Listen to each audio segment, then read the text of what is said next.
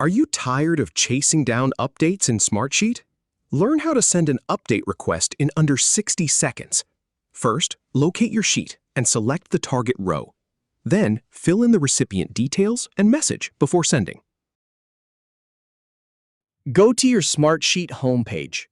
Then, open the specific sheet you'd like to request an update for.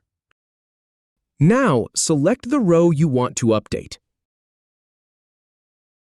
Click the row number on the left. Next, click the Send Update Request button. Then, choose the recipient from the dropdown.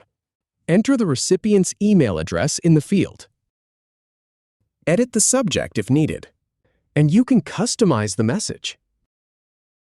Click Send.